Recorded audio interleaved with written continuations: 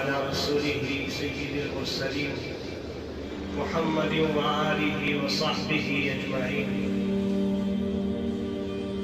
ہر قسم کی تمام تعریفیں اس پروردگار کے لیے ہیں جس نے آسمان و زمین کو بنایا، اور درود و سلام ہو رحمت عالم فخر بنی آدم شفیع المذنبین رحمت للعالمین صلی اللہ علیہ وسلم کی ذات گرامی پر۔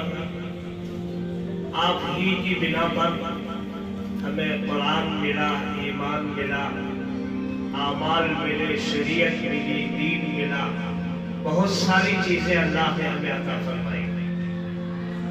بزرگان محترم، طلباء عزیز، مہمانان خصوصی، یوم آزادی کے اس جشن کے موقع پر مہمان خصوصی نے، ہمارے مدرسے کے استاد نے بہت ساری باتیں ہمارے سامنے پیش کی۔ واقعتاً آج ہر ہندوستانی کو، چاہے دنیا کے کسی بھی ذرے میں رہتا ہو، اس کی آزادی کی خوشی ہے۔ میں زیادہ تاریخ کی تفصیلات میں جانا نہیں چاہتا، لیکن ہم لوگوں کو تاریخ سے واقفیت ضروری ہے۔ جاننا چاہیے کہ اس ملک ہندوستان کو آزاد کرنے کے لیے، جسے سونے کی چڑیا کہا جاتا تھا، جس کی ایک لمبی اور وسیع و عریض تاریخ ہے، اسے آزاد کرنے کے لیے، آزاد کرانے کے لیے جہاں بڑے بڑے برادران وطن ہیں، وہیں پر حضرات علماء کا ایک بہت بڑا طبقہ، ان کا بھی شمار ہے۔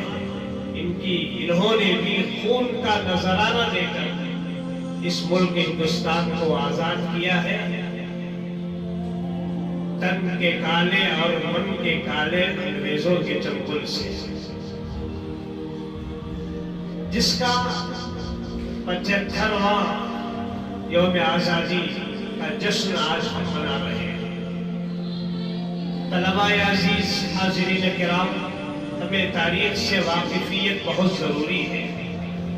بقول علامہ شاعر مشرق علامہ اقبال کے، آپ نے فرمایا تھا کہ نہ سمجھو گے تو مٹ جاؤ گے ہندی مسلمانوں، نہ سمجھو گے تو مٹ جاؤ گے ہندی مسلمانوں، تمہاری داستان کبھی نہ ہوگی داستانوں میں۔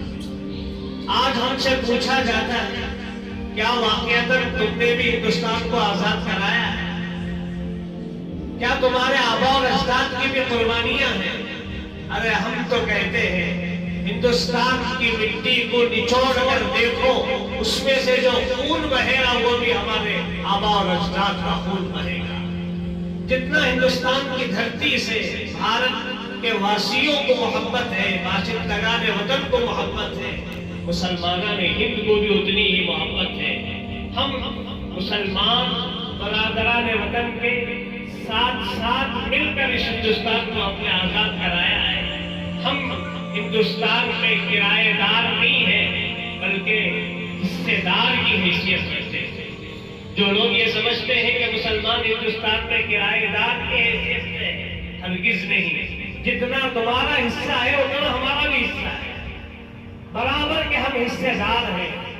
ہند کو ناز ہے جس پہ وہ نشانی ہم ہیں، ہند کو ناز ہے جس پہ وہ نشانی ہم ہیں، تاج اور لال قلعہ کے یہاں پانی ہم ہیں۔ ہم سے نشانی پوچھتے ہو، تاج محل ہماری نشانی ہے، لال قلعہ ہماری نشانی ہے، دہلی کی جامع مسجد ہماری نشانی ہے، دہلی کا چاندنی چوک ہماری نشانی ہے۔ پتہ نہیں ہندوستان کے ذرے ذرے میں کتنی ہماری نشانیاں ہیں۔ ہم سے تم محبت کا ثبوت پوچھتے ہو، حب الوطنی کا ثبوت پوچھتے ہو، پوچھنا چاہتے ہو ہندوستان کے آخری بادشاہ بہادر شاہ ظفر سے پوچھو، جنہوں نے آخری وقت بھی کہا تھا، کتنا ہے بد نصیب ظفر دفن کے لیے، کتنا ہے بد نصیب ظفر دفن کے لیے، 2 گز زمین بھی مل نہ سکی کوئے یار، 2 گز زمین بھی مل نہ سکی کوئے یار میں۔ کیا یہ محبت کی نشانی نہیں ہے؟ 1000 سال تک تقریباً جو مسلمانوں نے ہندوستان پر حکومت کی اور شہنشاہ عالم نے جو تاریخ سبق کی ہے، یہ اور بات ہے کہ آج اسے مست کرنے کی کوشش کی جا رہی ہے۔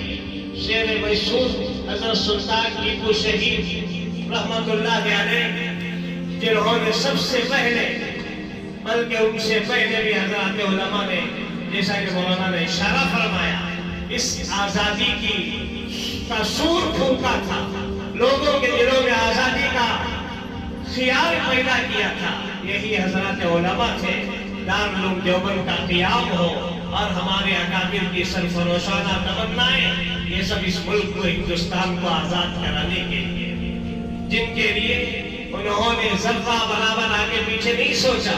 جیسا جہاں پر ہمارا برادران وطن کا نام لیا جاتا ہے، ضرور ہم لیں گے، وہیں پر حضرات علماء کی ایک بہت بڑی جماعت، جن کی قربانیوں کو ہم بھول نہیں سکتے، مسلم دانشوروں کو ہم بھول نہیں سکتے، مسلمانوں کی قربانیوں کو ہم فراموش نہیں کر سکتے۔ ہمیں بھی یاد رکھنا چاہیے، آئندہ آنے والی نسلوں کو بھی ہمیں یاد دلانا چاہیے کہ آج کا یہ دن ہمارے لیے کتنا عظیم الشان دن ہے، اور آزادی جس کے لیے ہماری محبت، اس ملک سے محبت کا ثبوت، جیسا کہ ابھی میں نے کہا، حضرات علماء کرام کی قربانیاں اور اللہ کے پیغمبر صلی اللہ علیہ وسلم کا اپنے وطن سے محبت۔ آپ کا حدیثوں میں آتا ہے، حب الوطن من الایمان، بعضوں نے کہا کہ یہ عربی کا جملہ ہے، کچھ بھی ہو، اپنے وطن کے ساتھ محبت یہ ایمان کا ایک حصہ ہے، ایمان کا ایک جز ہے۔ یعنی اللہ کے رسول علیہ السلام کے بارے میں بھی آتا ہے، ہجرت کا موقع تھا، حضور اکبر صلی اللہ علیہ وسلم مکہ المکرمہ کو چھوڑ کر مدینہ المنورہ تشریف لے جا رہے تھے۔ آپ آخری موقع پر مکے کے ٹیلے پر کھڑے ہوتے ہیں۔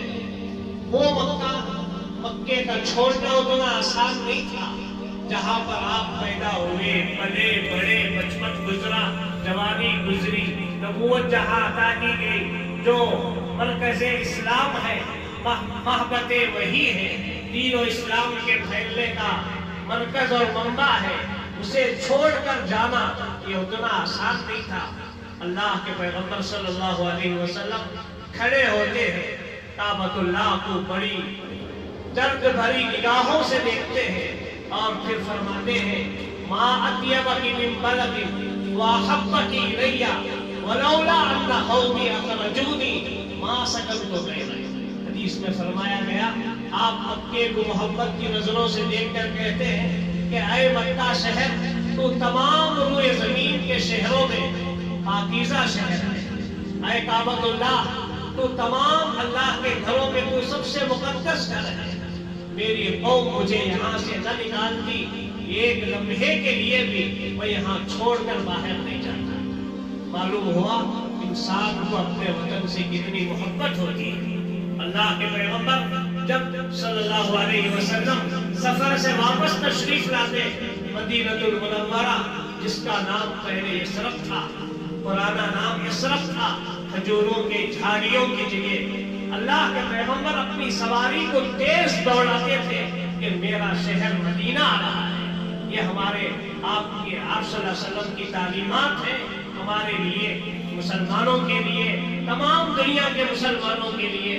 ہندوستانی مسلمان آج پوری دنیا میں جہاں کہیں پہ ہو، اپنی آزادی کا جشن تو منا رہے ہیں۔ بزرگان محترم، اس کا نام ہے آزادی۔ آزادی کس کا نام ہے؟ صرف جسم کی آزادی، جسم سے چھوٹ جانے کا نام آزادی، یا روح کی آزادی بھی چاہیے؟ آزادی کس کا نام ہے؟ ظلم کرنے کا نام، انصاف کے نہ ہونے کا نام۔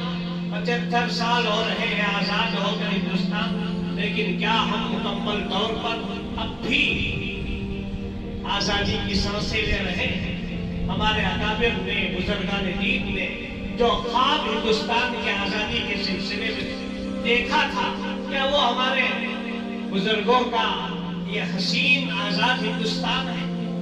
ہمیں ذرے ذرے سے اس دھرتی سے محبت ہے اور اس کے لیے ہمارے اکابرین نے قربانیاں دی ہیں. ہمارے بڑوں نے سرفروشانہ تمنائیں اس کے اوپر نچھاور کی ہے. بزرگان محترم، ہمیں سوچنا چاہیے، تاریخ کے اوراق کو ہمیں محفوظ رکھنا چاہیے. رہتی دنیا تک، قیامت تک آنے والی نسلوں کو ہمیں بتانا چاہیے کہ آزادی صحیح معنی میں کیا ہوتی ہے. آج اصل سلیبس سے، کتابوں سے ہمارے اکابر کی تاریخ کو نکالا جا رہا ہے، مسخ کیا جا رہا ہے، غلط طریقے سے اسے پیش کیا جا رہا ہے. آج ہمیں ضرورت ہے اسے سمجھنے کی. آج ہمیں ضرورت ہے تاریخ کو محفوظ کرنے کی، تاکہ بعد میں آنے والی نسلیں اسے یاد رکھیں. کوئی یہ کہے نہ کہے، لوگ تو کہتے رہیں گے جب ہم نے آزاد کیا، تمہارا اس میں کوئی حصہ نہیں. حالانکہ بارہا ہم سنتے رہتے ہیں، جب بھی گلستان کو خون کی ضرورت پڑی سب سے پہلے ہماری ہی گردن کٹی. پھر بھی کہتے ہیں ہم سے یہ اہل چمن، یہ وطن ہے ہمارا تمہارا نہیں. تو بہرحال یہ لمبی چوڑی تاریخ ہے. آج میں اپنے مہمانوں سے کو بھی مبارکباد دیتا ہوں کہ اس مبارک موقع پر آپ ہمارے ادارے جامعہ دارالایمان میں تشریف لائے اور ہم سب کی ہمت افزائی فرمائی. اللہ تبارک و تعالیٰ آپ کے آنے کو بھی انتہا قبول فرمائے.